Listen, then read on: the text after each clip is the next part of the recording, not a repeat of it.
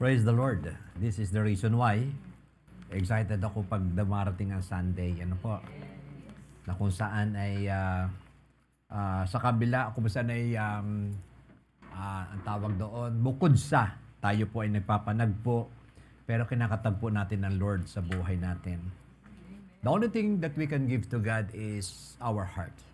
Alam niyo po ba, lahat ng bagay ay pagmamayari ng Diyos? Even ang buhay natin, tama ba? Kaya lang meron isang bagay na hindi kayang, sabihin natin, diktahan ng Lord. Kundi yung iyong will must be surrendered to the Lord. Yung puso natin, sinusurrender natin sa Panginoon. Yung ating papuri at pasasalamat, yun ang meron tayo na ibinibigay natin sa Diyos. Binigyan niya tayo ng kalayaan sa ating buhay. Kaya naman, sa lahat ng ating ginagawa ay maparangalan natin ng Diyos kasi doon naman talaga tayo tinawag ng Panginoon sa pagbibigay ng papuri at karangalan sa Kanya. At ang Diyos naman ay hindi nagkukulang na tayo ay kalingain at pagpalain. Tama po ba? Sino po pinagkulang dito ni Lord? Wala, no? Okay. Kasi lagot kayo pag sinabi niyong meron. Okay. Okay, so last Sunday, tinalakay natin yung, we are discussing about the Holy Spirit. No, the Holy Spirit's work, no, in the church. So kagaya kanina, doon yung nakikita na ang Holy Spirit is active sa kanyang church. Hindi yan nakikita sa laki, sa dami, kundi nakikita yan sa puso ng sumasamba. There is no such secret, mga kapatid, no? Kasi ang puso natin ang sabihin natin, ang nagbibigay ng, kumbaga daan para sa Lord. If we welcome Him into our lives, then the Lord will come. Wala siyang nire-reject sa bawat sa atin. Maybe, ang iba sa inyo sabihin, ba't kami hindi namin nararasan yung mga bagay na yun? Hindi, God shows no favoritism. No. Yung requirements, o sabihin natin, hinihiling ng Diyos is isang taos-pusong pasasalamat. Puso kasi issue dito eh. At kung ang puso natin ay sumasamba, tunay na nagpaparangal sa Lord, is hindi maramot ang Lord that the Holy Spirit will touch your life to draw you to a deeper acknowledgement of God sa buhay natin. Okay. At sa nakaraan, tinalakay natin yung the Holy Spirit works in the church, no? Yung una is the so-called the church, no, was brought into being by Him. So ang church ay buhay dahil sa Espiritu Santo ng Diyos. At kung mapupunan niyo po mga kapatid, there's a lot of churches, no? Sabihin na natin, marami ng mga churches, evangelical, Episcopal, Anglican, or whatsoever, no? Pero ang sabihin nating tanging makikita natin anuman ang religious affiliation is the move of the Holy Spirit, no? Ano man yang na yan, basta yung Holy Spirit ay naroon, He is the Spirit of truth, so wala tayong magiging problema. Kaya malaki man o maliit ang church, no, marami man umaatid o kukunti, isa lang ang pinaka-issue natin dito is the Holy Spirit moving, is the Holy Spirit active in the church and even in the people's lives na kung saan nagbabago ng buhay. Ano po? So yun, it is the Holy Spirit who brought the church into being. Second is that the Holy Spirit, okay, sabi dito, lives in the church. So as a composite, sabi nga sa 1 Peter na we are lively stone or little stone, no? Si Jesus kasi yung pinaka-cornerstone. At sabi dito tayo yung bumubuo ng church. At ang sabi dito sa second is, ano yun? Yung buhay, no? Nabubuhay ang Diyos sa kanyang mga tinubos. Sabi sa Santiago, ano yun? If I'm not mistaken, Santiago, na ang Lord ay hindi nakatira sa mga templong gawa ng tao. But sino ba ang lumalang sa atin? Sino ba ang gumawa sa atin? Ang Diyos. So therefore, ang Diyos, meron siyang tinatawag na dwelling sa buhay natin. At dito sa second part, yun? That the Spirit of God lives in the church. The Spirit of God lives in you because we are the so-called church. Pag sinabi natin church, hindi building, kundi lipon ng mananampalataya. Yun po tinatawag na church. And the third is, ano sabi po dito, ito yung sinasabi ko sa inyo, the Holy Spirit give gifts to specific people in the church. Ano po daw po ang purpose? For the equipping of the saint for the work of service. Meron po kasi tayo tinitingnan dalawang bagay, the natural abilities, the natural talents, and the supernatural talents. So, ano pong ibig sabihin? For example, hindi tayo pwede maglagay ng singer na sintonado. Because the natural talent demands it. Diba? Which is pleasing doon. Bahagi yun. Kasi minsan, medyo na masyado nagiging spiritual. Hindi, basta umaawit ka kay Lord. No? Paano naman yung kongregasyon na nakikinig? Na yung boses mo ay taliwas. Yes, wala kang problema sa puso mo na inihahandog mo kay Lord. May problema ako sa boses mo. Ganun yun, di ba? Kung saan yung talent, no? Kaya tayo naghahasa ng susunod na manunugtog, susunod na mga singer, kasi that is a natural requirements. Tama po ba? Okay. Kaya dito, ito yung tinatawag na God-give gifts. Ako naniniwala ng bawat sa atin may kanya-kanya tayong kakayanan. Pero anong purpose? Maybe hindi ka para doon sa praise and worship. Sabi ko kay Moe, binulungan ko kanina si Bo. Kasi andito si nanay at saka si Sister Tess. Alam mo, bigyan mo nga ng tigisang microphone yan. Total na, andyan rin lang naman yan. No? So, I believe, kung ikaw ay magaling sa tinatawag na sports, magagamit mo yan for the glory of God. You can lead the people, you can lead the young people, especially the young people, para makakilala sa Panginoon. So, lahat tayo ay narito, walang hindi binigyan ng Diyos ng gifts na kakayanan. For what purpose? Para dalhin natin sa kanila yung gospel. Kagaya nga po kahapon, ayun, ando na naman kami ni Pastora doon sa elderly house. Bali, isa na yung nag-retire, no? Pero yung nag-retire na yon, sinara natin. Kasi yung ating partner, si Miss Weng Garcia, so, siya yung aming partner doon eh. So, pinasundo ako doon sa munisipyo, that was Thursday, kasi naghihingalo na yung isa. So, sinara natin, inilid natin sa prayer. So, yun yung mga bagay na kung saan even doon sa pinakadulo na ng kanilang buhay, hanggat humihinga yan, may pag-asa yan. But the problem is, who will? Sino ang magsasabi sa kanila ng daan ng kaligtasan? See? At doon, kahapon, kahit paano sa salita ng Lord, nagbibigay siya ng pag-asa sa kanila. Lalo na yung mga, alam niyo po ba, malakas makapagpalala sa sitwasyon ng mga matatanda, stress. Ang stress kasi talaga yan ay vitamins ng sakit. Pag stressful ang tao, ay naku, dapuin ka ng sakit. Kaya sabihin mo nga sa katabi mo, huwag kang may stress.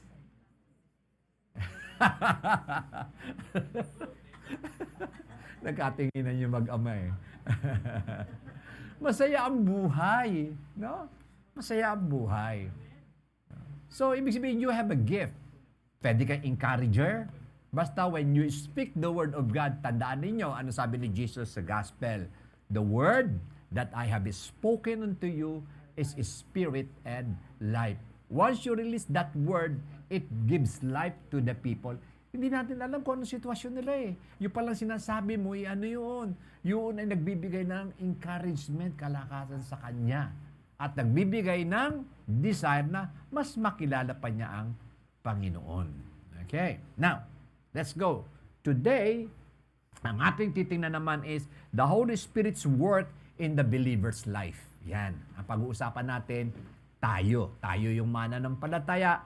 Ano daw ang work ng Holy Spirit sa atin bilang mananampalataya. Okay. So, the Holy Spirit, mga kapatid, sabi nga natin, the inauguration of the church happened doon sa day of Pentecost. Alam niyo po yung kung ating pag-aaralan, the day of Pentecost is the so-called reunion of the heavens and the earth. Doon sa garden, naghiwalay eh. Naghiwalay yung tao at ang Diyos dahil sa kasalanan. And the Holy Spirit, ano yun? Hindi na nagdwell doon sa temple na yon, because ang templo, kailanman hindi nananahan ng banal na espiritu. Kinakailangan yung templo na yun ay maging malinis muli para mag-indwelt ang Holy Spirit. So, anong nangyari? Dumating ang ating Panginoon sa Kristo, namatay doon sa krus ng Kalbaryo, binayaran ang lahat ng ating mga kasalanan, at sabi doon, at pinatawad ang bawat isa sa atin. So, yung pagpapatawad sa atin ng Diyos ay nailagay tayo ngayon sa estado na as if we have never sinned. Kaya nga, justified, pinawalang sala, malinis na. Kaya yung templo na yon, yung buhay ng tao na yon, is ready to be indwelt by the Holy Spirit. At ang first inauguration o birth ng church ay naroon sa the day of Pentecost. Kaya nung day of Pentecost, ano yung sabi doon? Bumaba ang Espiritu Santo at namuhay sa bawat mananampalataya. So from that point up today, those who repented sa kanyang kasalanan and accepted the Lord Jesus Christ at isinurrender ang buhay at handang sumunod sa Lord, the indwelling of the Holy Spirit ay ipinagkaloob sa Kanya. Okay. Hindi natin pwede sasabihin, mga kapatid, na, hindi ako nagtatang, so wala pa sa akin ang Espiritu Santo. No. Ang Espiritu Santo, nung kumilala ka, tumanggap ka sa Panginoon, ibinigay na sa iyo ang Espiritu Santo. But the problem is that, you have to allow Him to work in your life. Ibig sabihin, you must be cooperative with Him. Kailangan cooperative ka doon sa Holy Spirit. When the Bible teaches us sa pananambahan, raise up your hands, dance before the Lord. That is a part. No? Hindi tayo pwedeng static lang sa atin pong pagkakatayo. No? Kasi mismo ang Biblia ay nagsasabi, so therefore, the Holy Spirit is not manifesting ang kanyang naisin sa buhay mo kasi unang-una, hindi ka sumusunod sa sinabi ng Biblia. Ano ba ang sabi sa Psalms 150? Let everything that has breath praise the Lord. Praise Him with the sound of the timbrel. Praise Him with the music and harp. Diba? So ano yun? So let everything that has breath praise the Lord. Yung bang halimbawa nagbabasketball na bata, sino ba i-cheer mo? Yung nasa gitna ng court o yung nasa bench?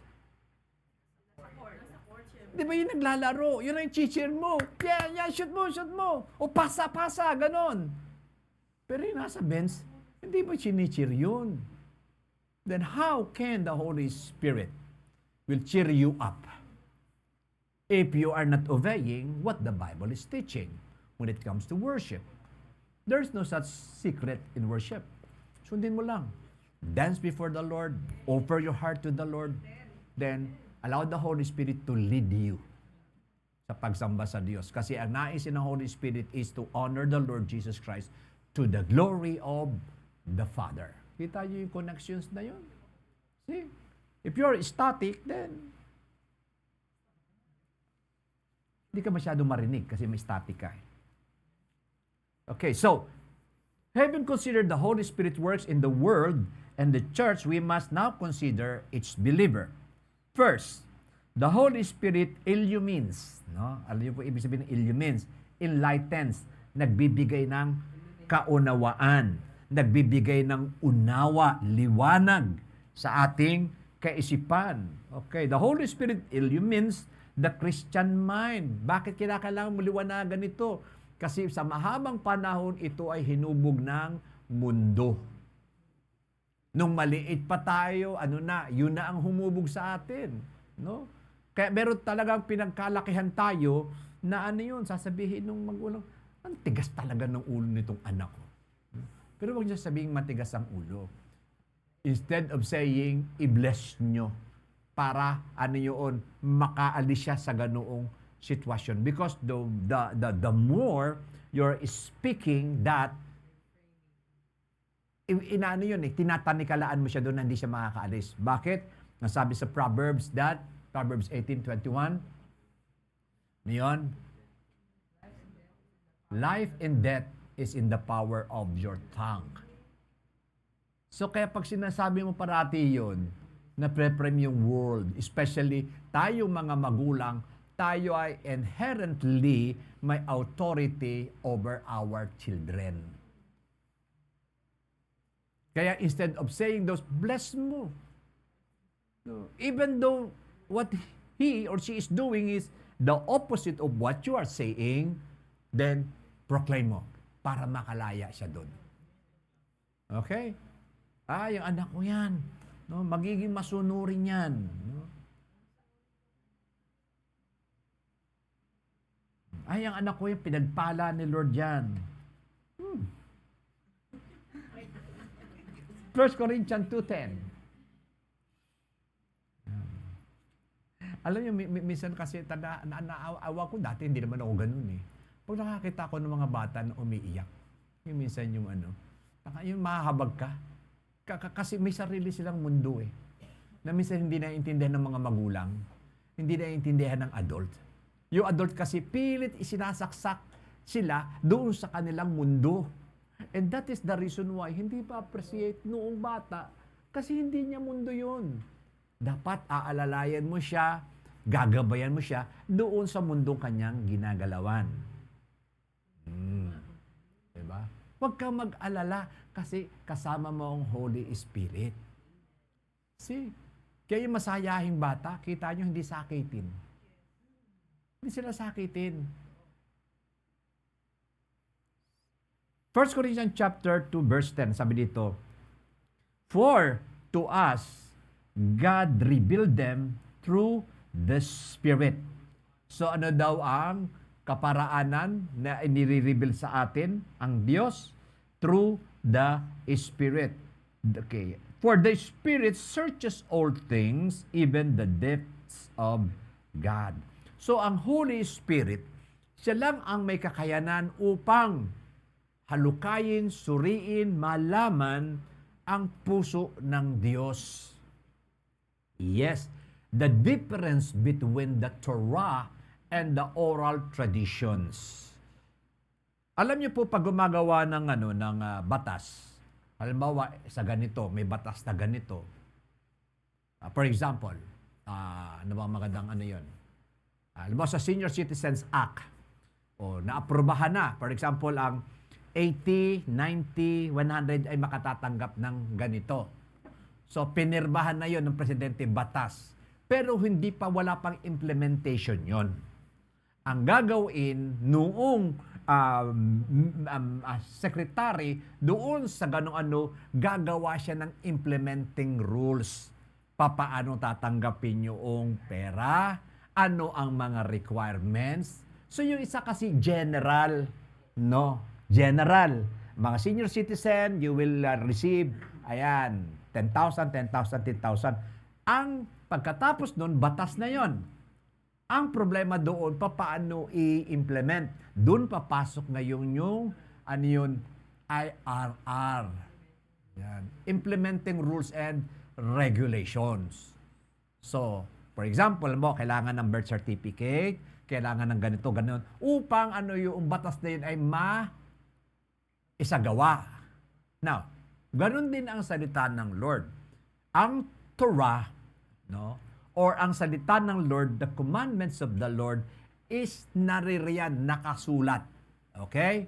Nakatala, mababasa natin sa Biblia. Kaya lang, for example, love your enemies.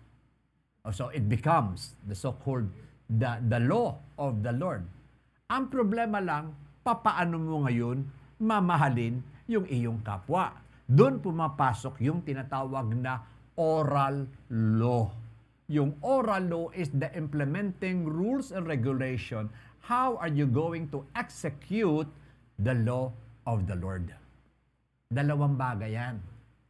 Kaya doon natin makikita na ano yun, the commandments and the law and the oral law, pag pinagsama mo yan, doon lang ang applications ng mga bagay-bagay. Kaya dito, kaya ko naman nasabi yun, because the Holy Spirit searches all things, the deep things of God. So narinig mo at nabasa mo ang salita ng Panginoon. And the Holy Spirit will teach you how to apply, how to live out that word of the Lord. Tuturuan ka niya. Diba? Hindi po madali magpatawad ng kaaway. That is not natural for us. Ang natural ay ano yun? Pag-iisipan natin ng masama, pagbabalakan natin ng masama. Hindi natin babatiin, hindi natin siya bati. Di ba? That is the natural reaction of the flesh. Pero nung narinig mo yung salita ng Lord na ano yun? Forgive. Ipinakita sa iyo ng Biblia na pag hindi pala ako nagpatawad, hindi rin pala ako patatawarin. So therefore, the Holy Spirit will gives you the illumination o pagkaunawa na yan at kinakatok ang puso mo, mahal ko ang sarili ko, nais kong mabuhay ng masaya. So therefore, anong gagawin mo? Susundin mo ngayon yung sinabi ng Panginoon, no requirements na ano yun, hindi, pagpatatawarin ko siya, dapat ganito siya. Inaantay mo yung pagbabago ng tao bago mo patawarin, ay sus po. Hindi po mangyayari yun. Ikaw na dapat na ano yun, ang magpatawad. Dahil mahal mo ang sarili mo at gusto mong pagpalain ng Lord, then the Holy Spirit will, ano yun, papakita sa iyo na yung kapayapaan ay naroroon, yung nagpatawad ay higit na pinagpala, no? So, kaya ang Holy Spirit is a very important person in the Godhead, especially kapag tayo mananampalataya, kasi siya yung magtuturo sa atin. Now, ito lang ang pinaka-parameters how the Holy Spirit will lead us. Meron tinatawag na ang Holy Spirit ay inaakay tayo sa ating pang-araw-araw na pamumuhay. At ang Holy Spirit ay nariyan, tayo ay tinuturuan ano ba yung mga hakbangin at tamang gawin. Now, when it comes to the Word of God, ang Holy Spirit ay kinakailangang kumbaga sa alamin natin, pag binasa natin ang Old Testament, yun yung part doon, aalamin mo ang cultural tradition kasi when the Holy Spirit spoke to these people, ina-address niya sa kanyang kapanahunan. Ngayon, hindi natin kapanahunan yun. Tama? So, aalamin mo ngayon the manner how the Word of God is being addressed to the people. Kailangan malaman mo muna yun. At pag nalaman mo ngayon dun, kukunin mo ngayon, the Holy Spirit will teach you the principle in that particular words or the culture and traditions ng tao na yon.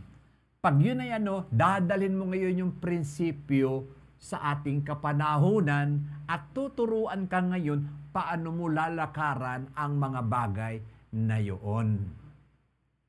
Okay?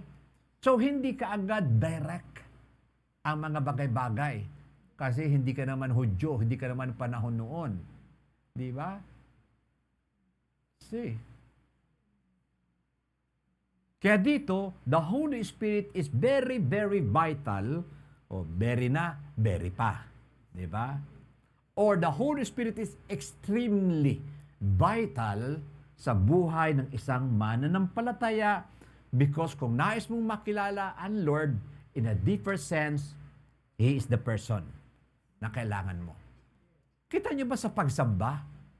Yes, sa pagsamba, binibigyan tayo the so-called yung salita ng Lord, clap your hands, dance before Him, pero you don't know the deep meaning before God. Kita niyo yon? Pwede naman tayo pumalakpak eh. Palakpakan natin ng Panginoon, etc. Kaya lang, Kapag nandyan ang Holy Spirit and you are worshiping the Lord, dinadala ka ngayon sa isang higit na meaningful na pagpalakpak, meaningful na pagsayaw, meaningful na pag-awit. Nakita niyo yung mga bagay na yun? Pwede naman tayo umawit pagkatapos ng awitan, uwian na tayo. Pero hindi ganun. No? Because the Holy Spirit is at work in everybody's life. At gusto niya na pagdako mo sa Diyos. Alam niyo po ba, when you worship the Lord, it is not for us. It is not for God alone. It is also for us. Bakit? Hindi naman na natin kayang dagdagan ang pagiging ang Godhood. Hindi mo na pwedeng dagdagan yun. He is the pinnacle, the summit, the zenith of everything. Pero yung acknowledgement mo sa Kanya, yun ang nagbibigay sa iyo ng kabuuan ng iyong pagkatao. Doon mo nakikita na yung palang sinasabi niya na pag-ibig, mas nagiging malalim kapag sumasamba ka sa Diyos. Kasi there is a revelations na binibigay ang Espiritu Santo ng Diyos sa lumalapit sa Kanya. Parang ang magulang yan eh. Pero parang magulang yan. Sa magulang ninyo. Di ba, meron isang batang layas? May isang batang bahay, di ba? Sino higit na nakakilala doon sa sa magulang niya, yung batang layas o yung batang bahay? Nasa bahay. Bakit? Parati niyang kasama yung magulang niya. Di ba? Sino ang mas kilala noong batang layas? Yung barkada niya doon sa labas. Pero yung magulang niya, lesson ang kanyang understanding kasi hindi niya nakakasama parati. Now, if the Holy Spirit is always, parating may bahagi sa buhay ninyo, sa decision ng buhay ninyo, anuman ang di pinagdadaanan mo, may bahagi siya sa buhay mo, then makikilala mo ang Lord sa higit na mas malalim na pagkaunawa. And even your intimacy with God, ay madali. Alam nyo, madali pumasok sa presensya ng Panginoon eh. Yun lang, puso lang talaga ang issue.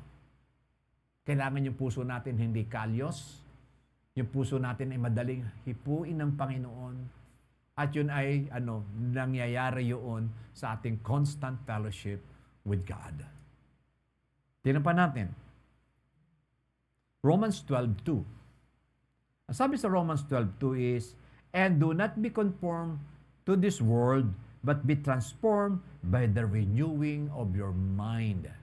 So sabi natin kanina, sino ang humubog sa kaisipan natin? Since nung bata pa tayo ang mundo. Ngayon dito, sabi dito, sisimulan daw nating iguho, kahit tik-tik lang, tik-tik, tik-tik, tik-tik. Guguho ang isang structure. Yung duration, magkaiba. Marahil doon sa madaling sumunod, madali ang tinatawag na pagguho ng kanyang tinatawag na mindset na itinatag ng mundo. Doon sa isang hindi, medyo matagal pa. Basta may struggle, may battle. Pero sabi dito, this is the very purpose, is the so-called, the Holy Spirit will help us to renew our mind. Siya ang magre-renew ng ating kaisipan. At dito, nagsasabi niya, ini-encourage tayo, be not conformed from the word ibig sabihin the same, yung form, wangis o katulad, be not conformed. Huwag nating tularan, huwag nating, hayaan na ang sanlibutan ang huhubog sa ating kaisipan. Napakahalaga po kasi ng isip. For where the man thought is, the man goes. Kung ano lang laman nito, diyan lang pupunta ang tao. Tandaan natin. Ang isa sa sinasabi ko nga pag ako nagtuturo ng PMOC, kasi doon, ang binibigyan ng stress doon is, you have to believe the Word of God. Sa isang dalawang taong may sakit, yung isa, ang paniniwala niya, ang thought life niya, yung doktor ang magpapagaling sa kanya. So, saan pupunta ngayon yung tao na yung nagkasakit siya? Sa doktor. Yung isang tao naman, hindi siya naniniwala sa doktor, doon siya naniniwala sa albularyo. Saan siya pupunta pag may sakit? So, nakita niyo yung two different person? The same ang situation, pareho sila nangangailangan ng kagalingan, pero they go in the different direction. Why? Because of the thought is different. Ganon din sa atin. The thought of the word, ito yon. The thought of God ay ito yun. Kaya hindi sila pwedeng magkaroon ng the same direction. Kaya sinasabi dito sa Romans 12, verse 2, be not conformed to this world, but ye may be transformed by the renewing of your mind. And the Holy Spirit ay involved sa mga bagay na yun. He is giving us the courage, the power for the renewal ng atin pong kaisipan. Ephesians chapter 4, verse 23. Ito po ang sinasabi. And that you be renewed in the spirit of your mind. So nakita nyo dito yung small letter. Meron din po kasi tayong spirit. Ang spirit natin has the faculty to know God. Ito kasi ginagamit po natin para maunawaan natin ang Diyos, because spirit understands spirit. Yun yung faculties natin. Kaya tayo nawala doon sa poder ng Diyos kasi yung spirit na yun, na siya yung nakikitap at nakiki-connect sa Holy Spirit nung nagkasala, nawala. Diba? Isaiah 59 verse 2. Pinaglalayo tayo ng kasalanan.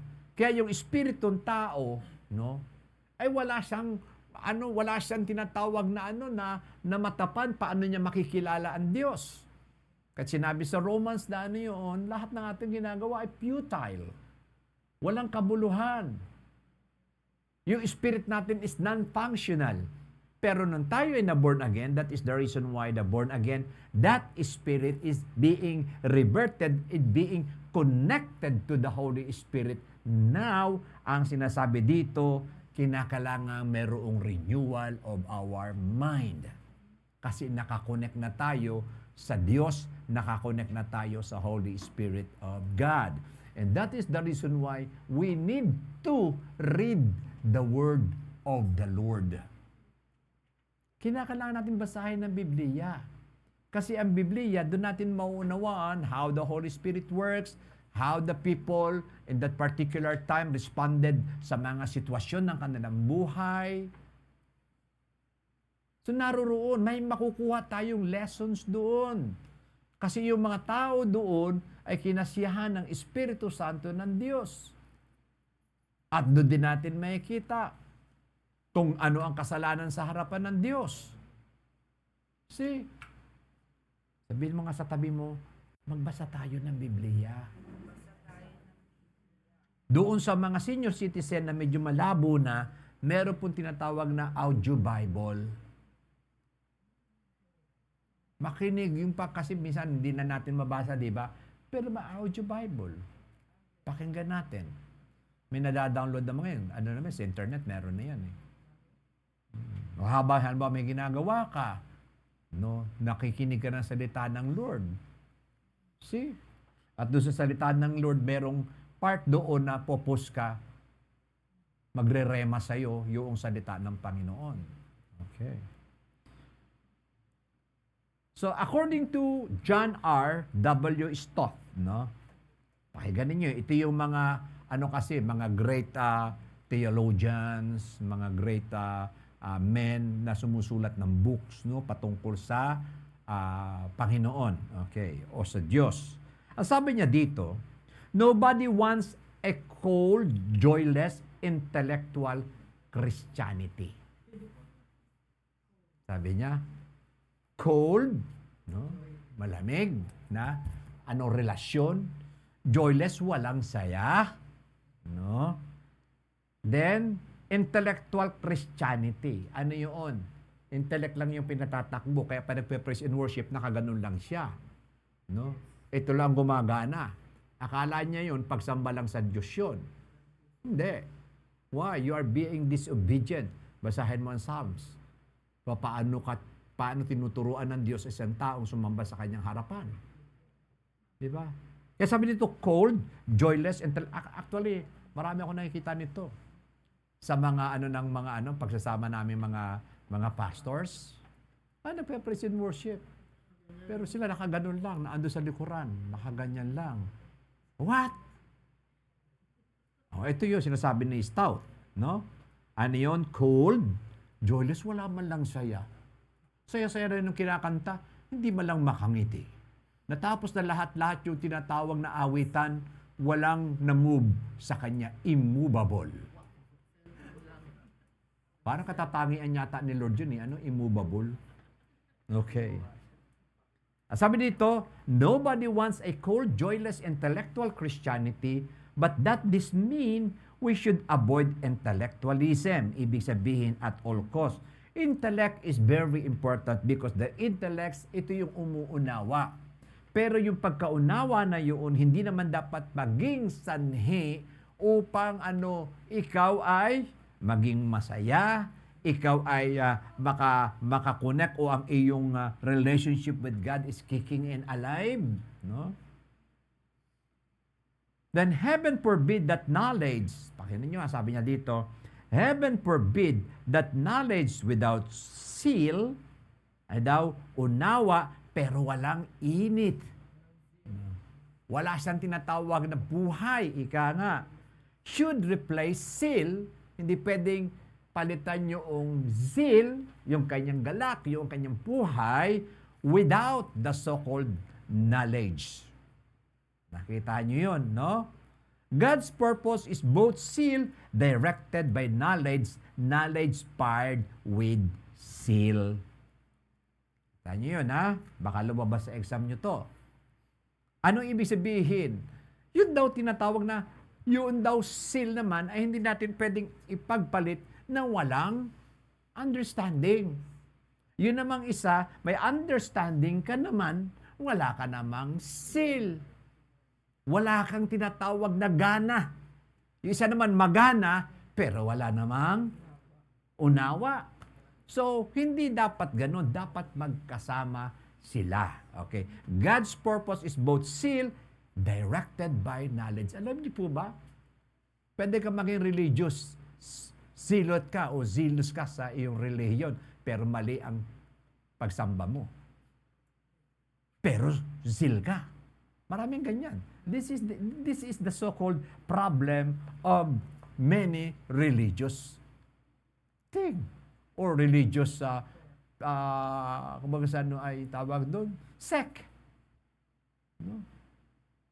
Magalang sila, pumupunta, hindi maingay kasi magagalit ang Lord. Tapos pa magmamanalangin, hindi malakas, kinakalang tahimik. Pero devoted sila. Zealous sila. Ang problema is the understanding kung ano ang Diyos. Yun ang problema. Kaya dito sabi niya ni Stout, ano yun? Hindi ganun. You should have the so-called seal propelled by knowledge. Pwede ka maging tinatawag na zealous person sa maling object ng iyong zealousness.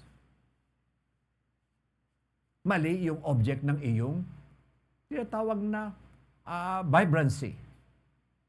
Take note, vibrancy.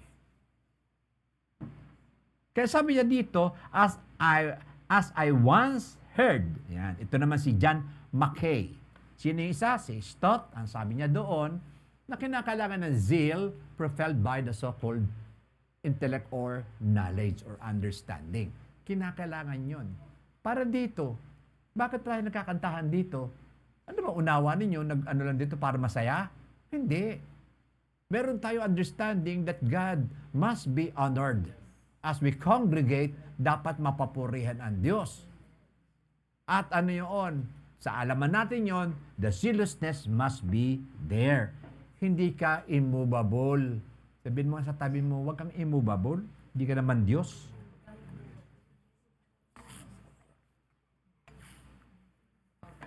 Kung si Haring David nga ay hari na yun, ha? Siya ay, kumbaga sa kinutya ng kanyang asawang si Micaela.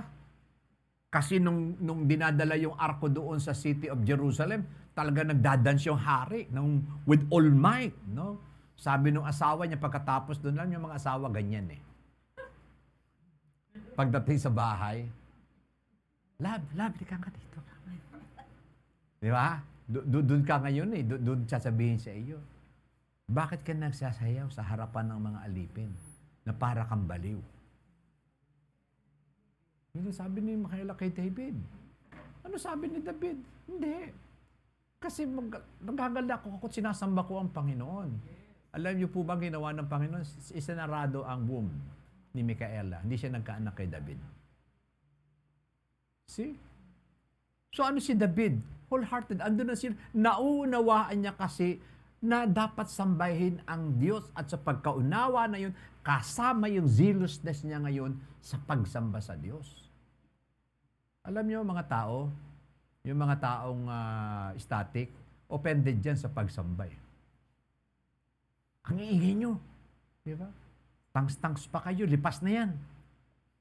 Okay. Sabi ni John Mackay, ito sinasabi niya. Okay.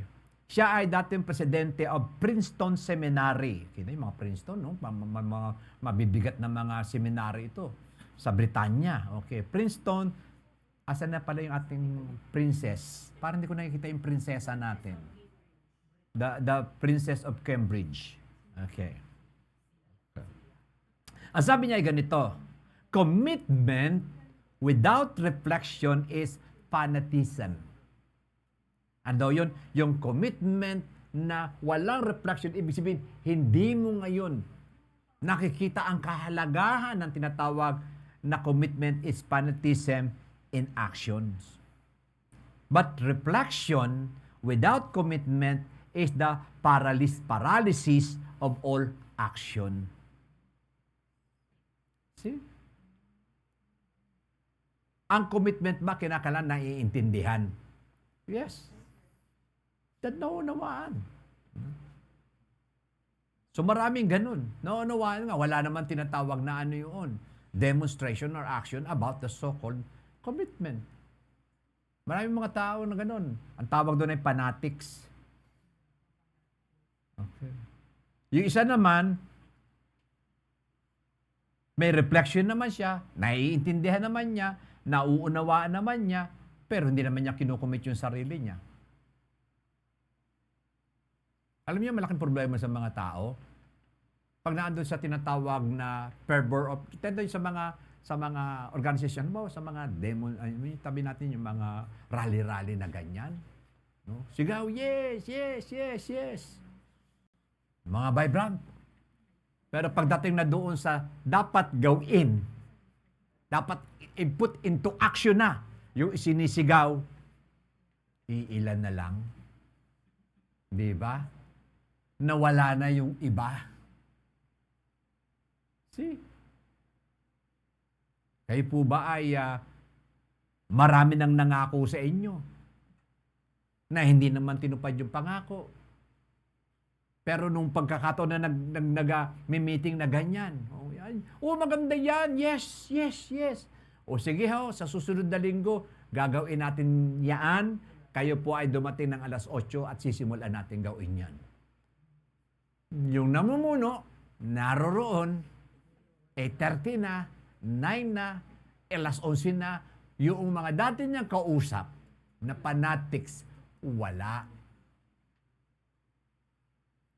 See? So, ganun din. When we say, God is good, God is good, God is great. Kaya minsan yung makikita natin, especially in our present time, ang dami sumasamba sa Lord. Vibrant na vibrant. Yes, yes, yes, yes. O siya, sige. Okay. Tayo ay magkakandak ng Bible study. No? Maghahanap tayo ng kaluluwa sa Bible study. God is great, God is great, yes. Walang sumama sa evangelism.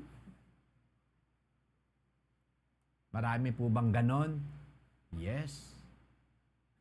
Pero sabihin mo sa tabi mo, wala dito nun, nasa labas yun.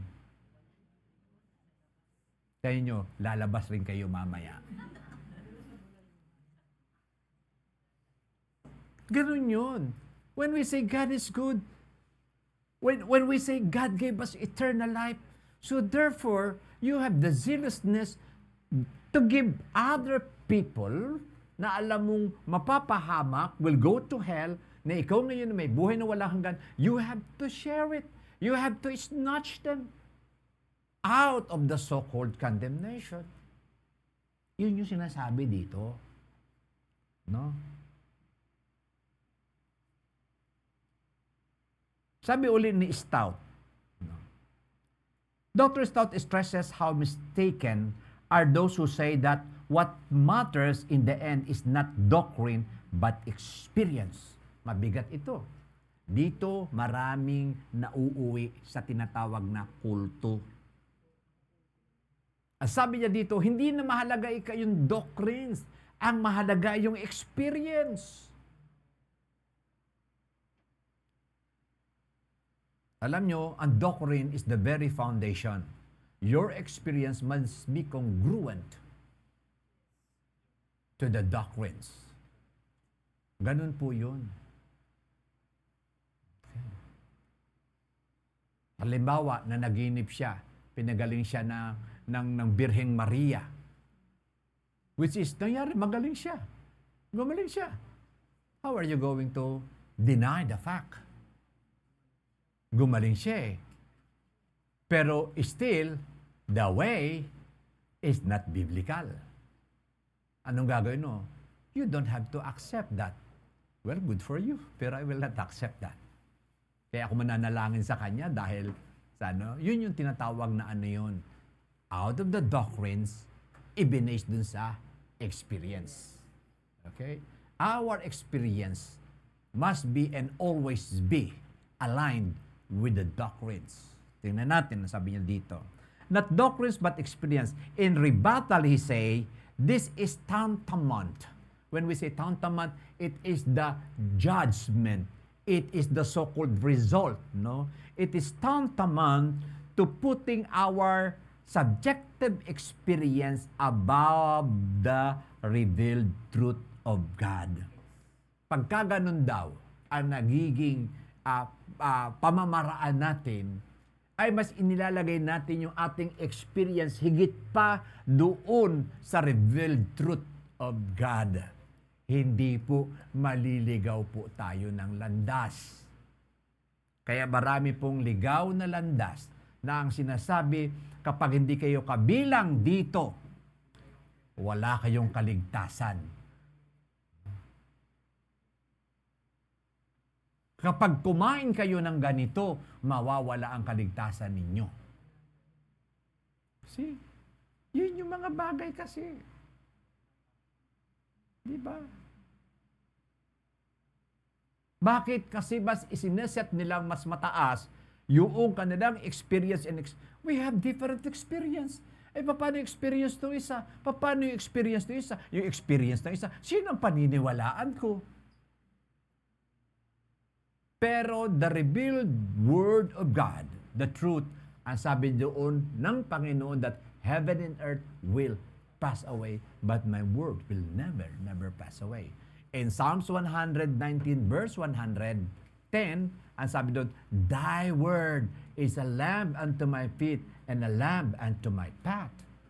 That is the word of God. The law of the Lord is perfect, converting the soul. So, our experience ay hindi kinakailangan na siya ang ating tinatawag na magiging doktrina o pamantayan sa atin pong pagsunod at pagtalima sa Diyos. Ang sinasabi natin, pinag-uusapan natin dito mga kapatid ay experience that we are going to set it above the revealed word of the Lord. May mga experience tayo that na kung saan confirms the Word of God. Whether our experience or experiences confirm the Word of God, still the Word of God ay naroroon. So praise the Lord pagka ganun ang ating nararanasan. Okay. It is the business of the Holy Spirit to lift the veil Satan has put over our minds and to illuminate them so that we can understand the things of God. He does this especially as we read and study the Word of God which the Holy Spirit has inspired. Ano pong ibig kong sabihin dito? Sometimes, akala natin that unforgiveness will put us in a better side of our life. Kasi para malaman niya, ano, di ba? Ganun eh. So, hindi mo alam, ikaw ay nilalaman na ng pride ng iyong buhay. No? Hindi, kasi ginawa niyang pagkakamali.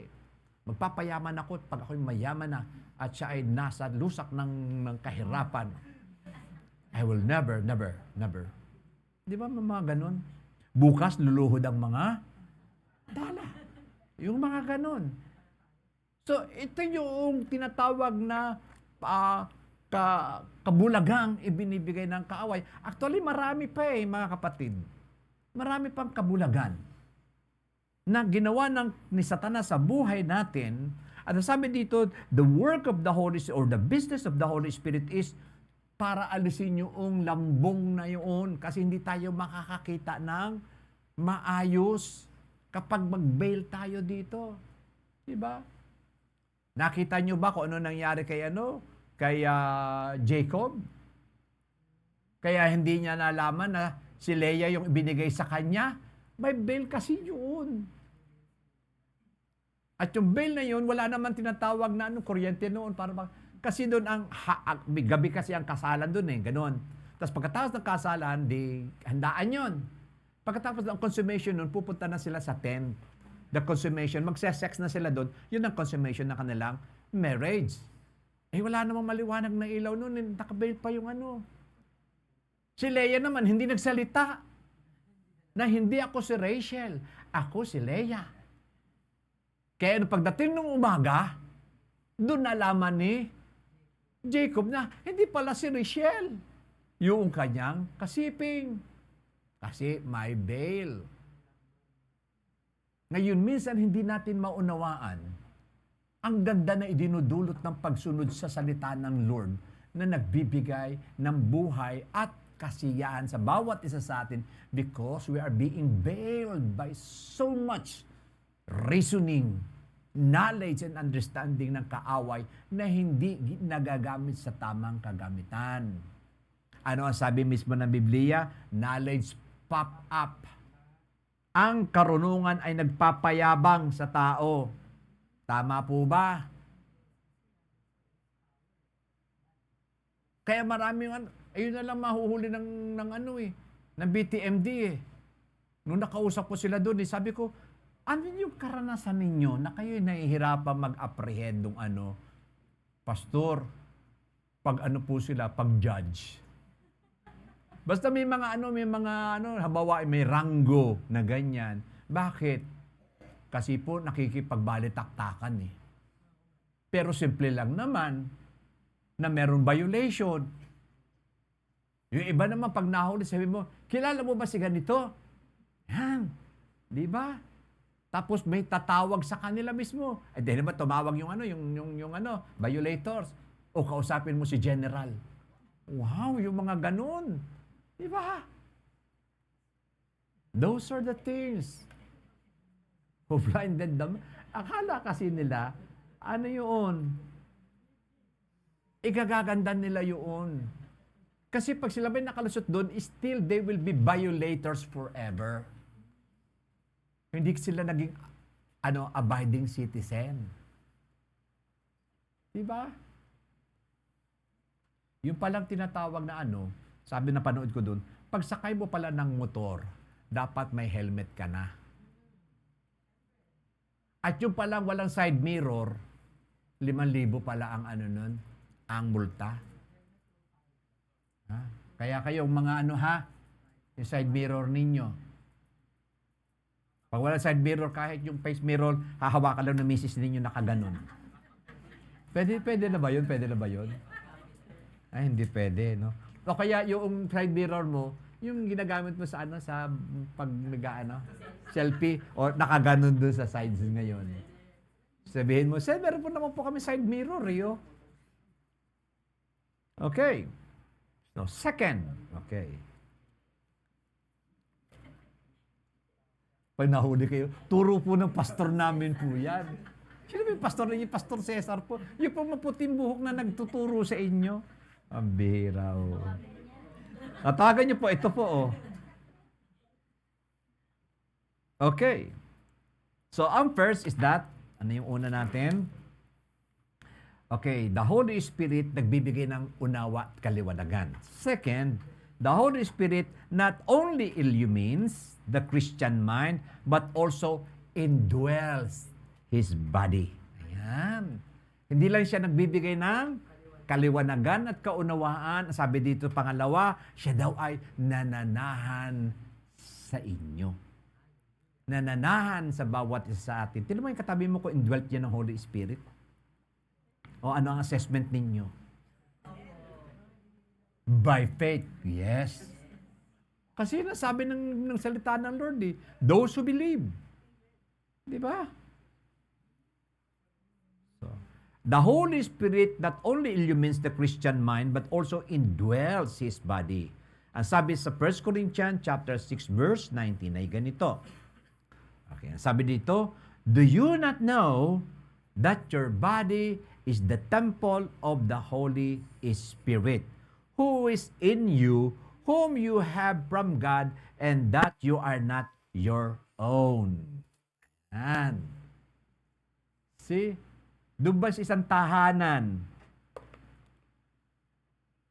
pag may nangungupahan, kanya ba yung tahanan? Hindi. May may-ari ng tahanan. Di ba? Pero sabi dito, indwells. Naninirahan doon. So, kung tahanan mo yan, halimbawa, yung ano natin, kina June, bigla na lang may pupunta dyan tao, sasabihin, bahay ko yan. Dahil si June ay mayroong Espiritu Santo ng Diyos, instead na bugbugin, sabi ko, tama ba yung pinagagawa mo sa ano? No? So, ibig sabihin, hindi. So, therefore, kung sino yung may-ari ng tahanan, siya ang may karapatan. Di ba? Siya ang may karapatang tumanggap ng bisita o hindi. Siya ang may karapatan na ano yung kung anong gusto niyang gawin sa tahanan niya. Now, ang sabi dito, okay, in that principles, ang sabi dito, ang Holy Spirit daw ang, ano yun, naninirahan. Do you not know that the Holy Spirit is in you and dwells in you? You are not of your own. Sabihin mo sa katabi mo, wala pala tayo karapatan sa ating sarili. So, paano mangyayari doon? Ang ibig sabihin lang naman doon, that tinatawag na body must be in obedience o must be, kumbaga sanay, congruent kung ano ang naisin ng Diyos. Kasi siya ang nagmamay-ari. Sabi nga doon sa kanta, I am not my own. I was bought with a price through the blood of Jesus Christ. All my sin has paid, diba? By the great sacrifice, hallelujah to the Lamb who redeemed my life. See? So therefore, sabihin mo sa katabi mo, ipagamit mo sa Lord yan. Kasi yung buhay na yan, yung katawan na yan, yung hininga na yan, ang Diyos ang nagmamay-ari. See? Alam niyo ba, minsan sa isipin ng tao, di wala na akong karapatan. Alam niyo, if you do the will of God, mas higit pa sa karapatan ang tinatanggap natin. Yung gaan ng buhay, yung vibrancy of life, naririyan yan. Di ba? Para isang tahanan yan. Kung isang tahanan pag wala nakatira, pagpasok mo magandang tingnan? Hindi. Isang tahanan may nakatira at maayos. Pag ano mo, wow, Perfect ang mga perfect ang mga frame, mga display. Wow, ang ganda ng sopa. Wow, ang ganda ito. Kasi may nakatira. So, it is good for habitation. Tama? Ganun din sa atin. It is the Lord will beautify our lives. Kaya nga binigay nga yung Espiritu Santo na meron daladalang siyam na bunga ng Espiritu Santo. Anong ibig sabihin nun? Yung nga yun? 9 fruit of the Holy Spirit, love, joy, peace, kindness, long-suffering, ano pa? Self-control, ano pa? Siyam yun. So, ibig sabihin, if the Holy Spirit is the one who dwells in us, this 9 fruit of the Holy Spirit will beautify our lives. Tama ba? Minsan ang yung karakter kasi natin bumabangga dun. Ayoko nga. Ginawa na niya ako ng nung isang araw. Nagpigil lang ako sa sarili. Wow, ano yun? Long suffering. Diba? So yun. That is the 9 fruit of the Holy Spirit that will beautify the life of the redeemed. Okay. Nagkakaintindihan po ba tayo doon? So therefore, if the Lord is the owner of that temple, may bahagi siya sa buhay mo. Hindi lang bahagi, kaya sinabi ko nga bahagi, ibig sabihin, siya yung talagang owner ng buhay natin. Kaya yun sinabi ni Pablo, for me to live is Christ and to die is gain. Alam niya kasi ang ibig sabihin nito na yun, I am not my own, I was bought with the price. Ang sabi dito, if we Christian realize that God Himself in the person of the Holy Spirit really dwells within our bodies, we would be far more careful about what we eat, drink, look at, or read. So magiging sensitive tayo. Ano daw yun? Sa ating mga kakainin. The reason why merong dietary laws para hindi tayo restrict, kundi para magkaroon tayo ng malusog na pangangatawan. Nagkikare kasi si Lord. Eh dito kahit anong sabi mo na yun wala effect But, if you obey or not, kayo ang recipients of the result kung anong pinagagawa natin sa katawan natin. Kayo rin. Bibili kayo ng bibili ng palaki na damit. Gastos yan. Diba? Ay, yung pa nagpapayat ka, makakatipid ka, paliliitan mo na yung damit mo. Hindi ka nabibili ng bago.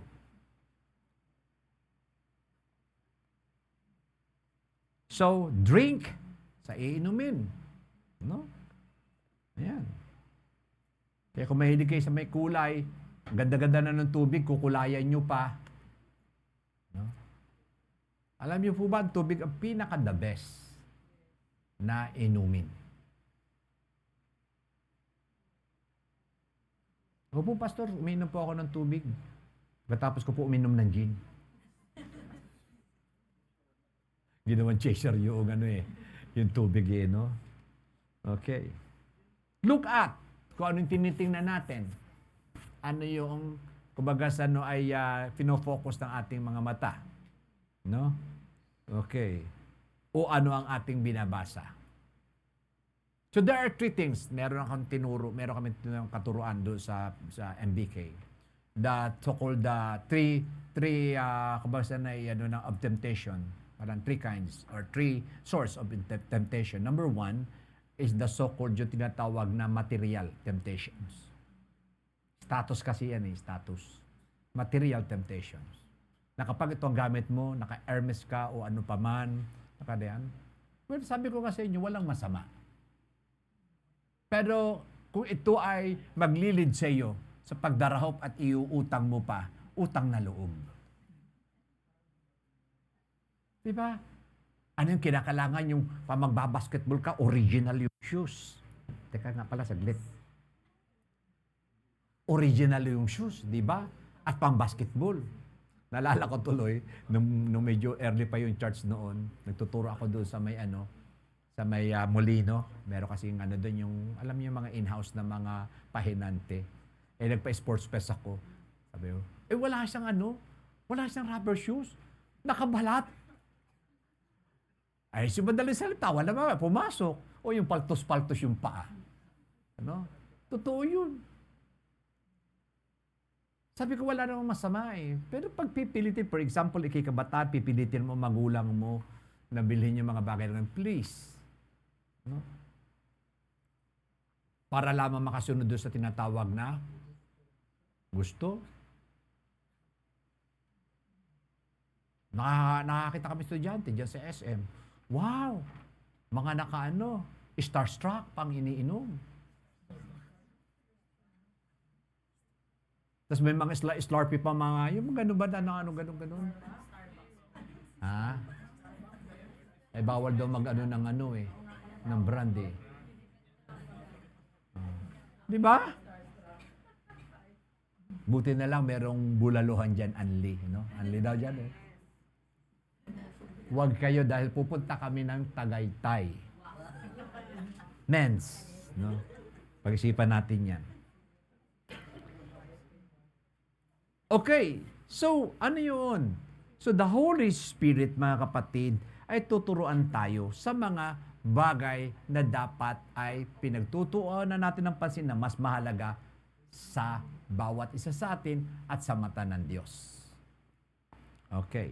Ang sabi dito sa 1 Corinthians chapter 9, verse 27, ang sabi diyan, but I buffet, my body. Ano ibig sabihin ng buffet?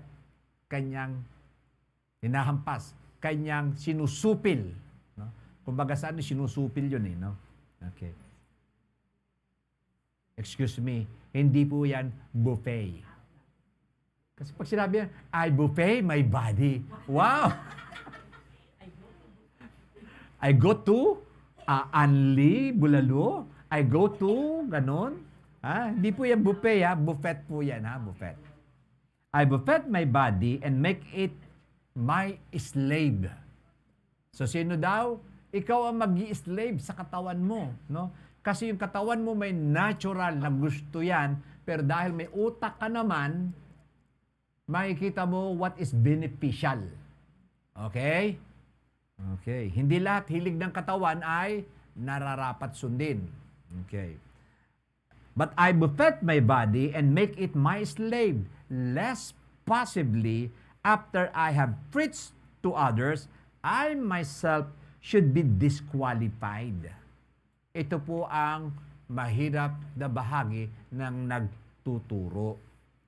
Dahil yung tinuturo niya, dapat ginagawa rin niya. Okay. Paul disciplined his body for fear of God's disapproval. So yun ang ginagawa ni Pablo. Kaya doon niya dinidisiplina ang kanyang sarili para hindi siya magkaroon ng disapproval in the sight of the Lord. So sa madaling salita, sinusupil mo ang iyong sarili sa paggawa ng kasalanan that will displease the Lord. Okay. So, in other ways, I need to enlarge upon now the Holy Spirit works in the lives of the believers. Okay. Acts 9:31. So, wag na natin tingnan yan. Act 9:31, He comforts them. Siya ay nag-aaliw. Kung ikaw ay nalulungkot, kung ikaw ay nananamlay, kung ikaw ay, sabihin natin dito, ay dinadalaw ng kalungkutan, He is our comfort, the Holy Spirit. John 16:13, He guides. Siya ay umaakay sa bawat isa sa atin. Romans 15:16, He sanctifies them. No? Tayo ay pinanatiling banal. No? Yung sanctifies, pinananatiling banal dahil alam ng Panginoon that along the way ng ating pamumuhay sa mundong ito, tayo po ay nakagagawa ng kamalian. O tayo ay sabihin natin na nadudumihan ng mundong ito. So the Holy Spirit naroon ng continuous or progressive sanctification na binibigay sa atin. Then, 1 Corinthians 2:13, He tells His servant to preach. Ito nga, pakiano mo nga ito, paki-plus mo nga ito, nak. Itong 1 Corinthians 2:13. Yan.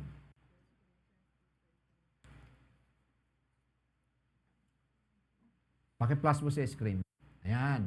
These things we also speak not in words which man's wisdom teaches, but which the Holy Spirit teaches, okay, comparing spiritual things with spiritual. Ayan.